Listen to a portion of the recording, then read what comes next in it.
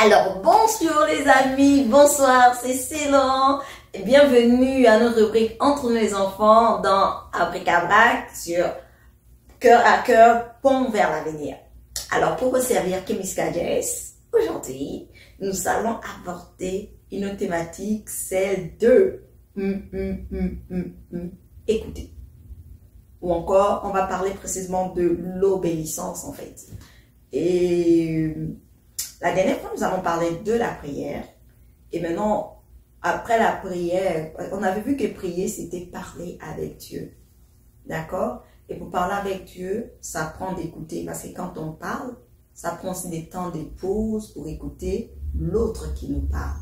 D'accord? Donc, cette thématique, c'est on va dire, elle est complémentaire à la capsule aux capsules sur la prière. D'accord? Alors, pour ceux qui n'ont pas écouté les autres capsules sur la prière, je vous encouragerais d'aller les voir. Et voilà. Ok. Donc, sans plus tarder, revenez avec nous, d'accord?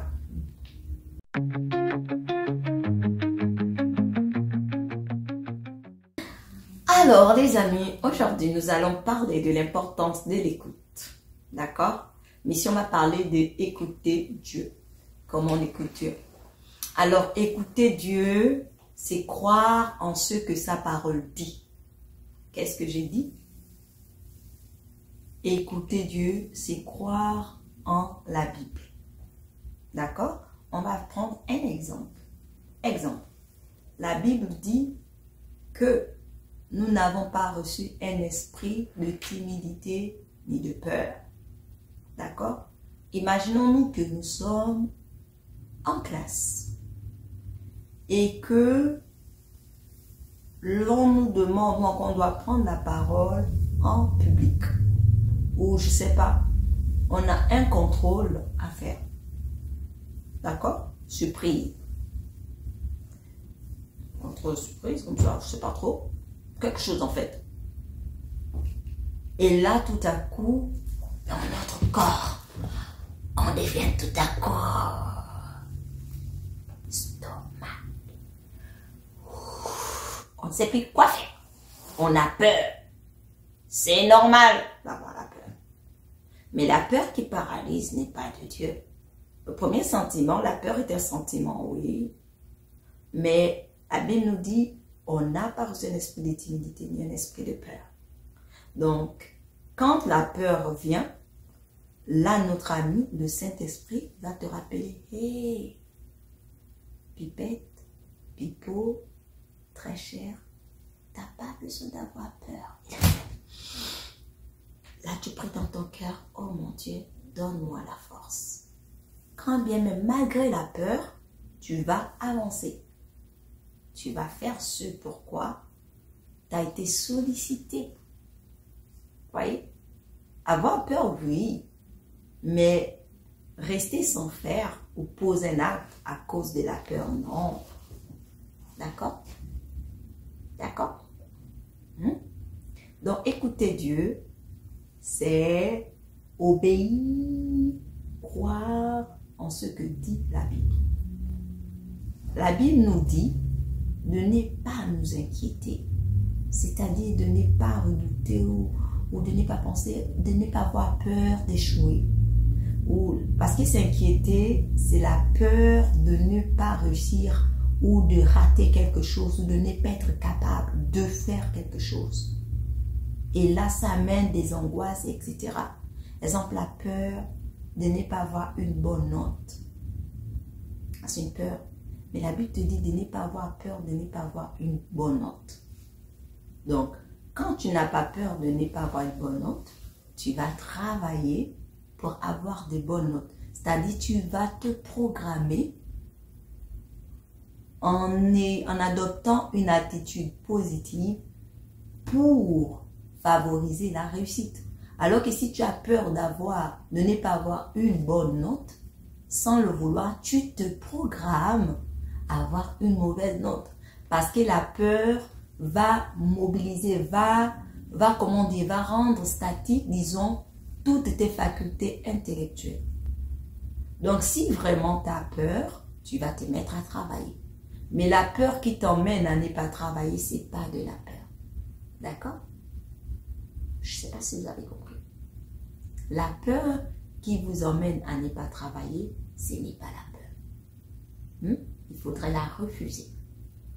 La vraie peur t'emmène à chercher un plus grand que toi. Alors pour ça, je vais vous raconter une histoire de 2 Chroniques 20. C'est l'histoire d'un roi qui s'appelait Josaphat. Josaphat était un roi à son époque. Il était jeune. Et on vient dire à Josaphat qu'il y a plusieurs armées, précisément 3, qui sont campées non loin de son territoire et ils se sont mis ensemble pour venir faire la guerre à Josaphat. La Bible nous dit que Josaphat a eu peur. Et qu'est-ce qui s'est passé? La Bible dit que Josaphat se disposa à chercher l'Éternel. C'est-à-dire, Josaphat, bien au-delà de sa peur, il a pris le temps de prier, de consulter le Seigneur. Et comment il a prié? Il a publié un jeûne. Jeûner, c'est-à-dire s'abstenir de manger, de boire. Et il a commencé à dire à Dieu, à prier, oh Dieu, n'est-ce pas toi qui as délivré le peuple d'Israël? Il a commencé à rappeler à sa mémoire et à Dieu tous les témoignages, donc les histoires que ses parents, ses ancêtres ont raconté de ce que Dieu avait fait, disons des actes que Dieu avait posés dans leur famille, dans son peuple, que Dieu avait délivré le peuple d'Israël d'Égypte, que Dieu avait ouvert la mer Rouge, que Dieu a fait tellement de grandes choses. En énumérant toutes ces choses, cela a amené Josaphat à prendre courage. Et là, comme toujours, Dieu a parlé. Dieu dit à Josaphat de garder le silence. Donc, de garder le silence et que Dieu devait combattre pour eux. Et que Josaphat ne devait rien faire. Et quand Dieu a parlé à Josaphat par le canal, par la bouche d'un des serviteurs de Josaphat, donc des prophètes. Les prophètes, ce sont des porte-paroles de Dieu. Donc, qui ont apporté le messager à Josaphat en disant, voici ce que Dieu dit. Et là, Josaphat a commencé avec des chantres, il a établi des chantres. Les chantres, ce sont des personnes qui chantent, des artistes, disons, qu'on dirait en griffe des artistes, mais dans ce qui est de la Bible, on les appelle des chantres, donc des chanteurs. Ils ont commencé à dire des louanges de Dieu. Dire des louanges de Dieu, louer Dieu, ça veut dire vanter les mérites de Dieu. Vanter les mérites de Dieu, ça veut dire faire l'éloge de Dieu. Faire l'éloge de Dieu veut dire parler du bien, des grandes choses que Dieu a faites. Genre, alléluia, Dieu, tu es bon, tu nous as répondu, tu vas combattre pour nous, tu vas faire ceci, tu vas faire cela. Et dès lors que les gens commencent à le faire, Dieu envoya dans le camp des ennemis de Josaphat et du peuple d'Israël des anges en embuscade.